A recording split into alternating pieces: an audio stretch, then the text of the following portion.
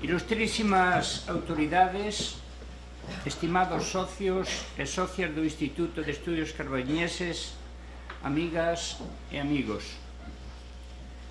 Un dos primeiros arquitectos da historia da memoria colectiva cultural da humanidade foi Eneas, aquel famoso heroe cantado polo gran escritor latino Virxilio na súa Eneida.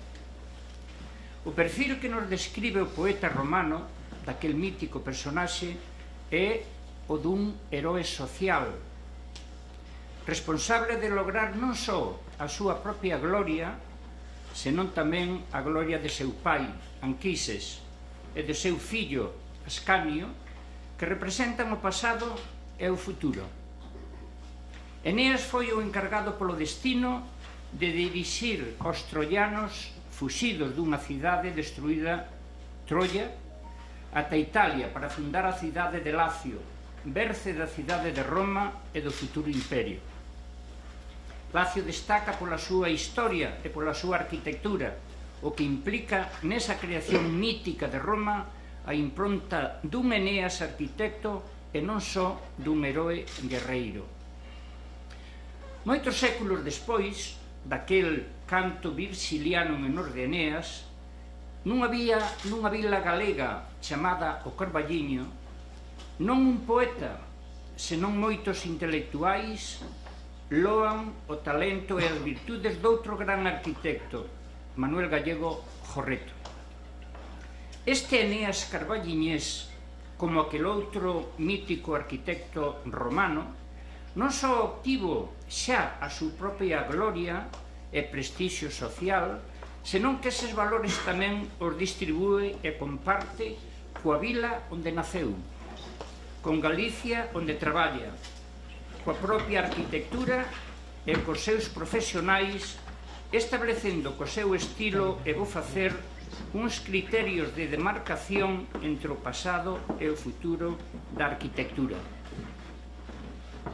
Así, todos e cada un destes ámbitos vinculados á súa persona enriquécense e revalorízanse turística, económica, artística, cultural e profesionalmente. As súas pegadas como mestre serán imborrables na vida profesional dos seus alumnos da Escola de Arquitectura da Coruña. Os seus proxectos arquitectónicos en Galicia traspasarán os séculos do futuro arquitectónico. É seguro que o Carballiño, con moito orgullo, se gabará de ter nel un dos fillos referentes da súa historia. E sobre este perfil do noso homenaxeado, comezamos o protocolo programado. Iniciamos, pois, o programa de entrega do cuarto premio Ágora do Orcellón, organizado polo Instituto de Estudios Carballiñeses. Con todo, empezarei coa nómina de agradecementos a organismos, autoridades institucionais e persoas a nivel individual que participaron e colaboraron neste acto que con todo afecto e cariño programou o Instituto de Estudios Carballiñeses en honor do seu concidadán e paisano Manuel Gallego Jorreto. Grazas ao Concello do Carballiño, representado polo seu alcalde, don Francisco Fumega, pola súa colaboración institucional e persoal, ao facilitarnos a intendencia para realizar este acto. O mesmo recoñecemento e gratitude á Xunta de Galicia, que a través da Secretaría Xeral de Política Lingüística e da Dirección Xeral de Cultura patrocina e promociona as nosas publicacións periódicas, incluída a desta ocasión. Moitas grazas á excelentísima Deputación Provincial de Ourense, que nos envía a Real Banda de Gaitas, dirixida por Xosé Luís Foxo, e nos envía ao seu vicepresidente primeiro, don Rosendo Luís Fernández, para acompañarnos e apoiarnos neste acto. A nosa gratitud á Xunta de Galicia, que a través da xefa territorial de Ourense, da Consellería de Cultura e Turismo da Xunta de Galicia, dona Sandra Quintas Vázquez, nos honra coa súa presencia.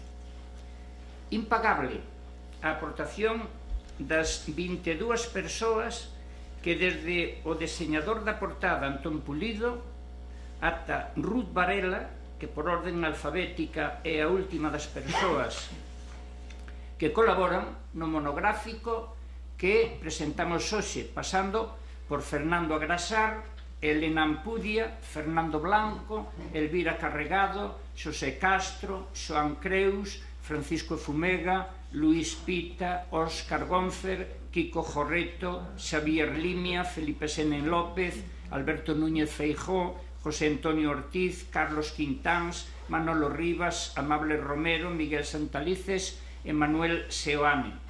Todos estes fixeron posible unha publicación que quedará como fermoso e sincero agasallo para o noso homenaxeado.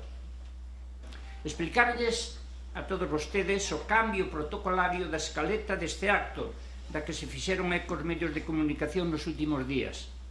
A ausencia do presidente do Parlamento de Galicia, así como a do director xeral de Cultura e Turismo, débese á convocatoria electoral anunciado pasado luns polo presidente da Xunta, que implica unha profunda remodelación das axendas dos políticos implicados nos procesos electorais.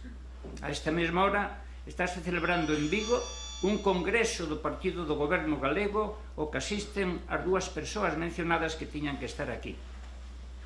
E, como non, agradecerlle a Óscar Gónfer, autor dos dous PowerPoints que imos ver esta mañá, polo tesón, a ilusión e o traballo que aportou a este fermoso proxecto que imos gozar todos.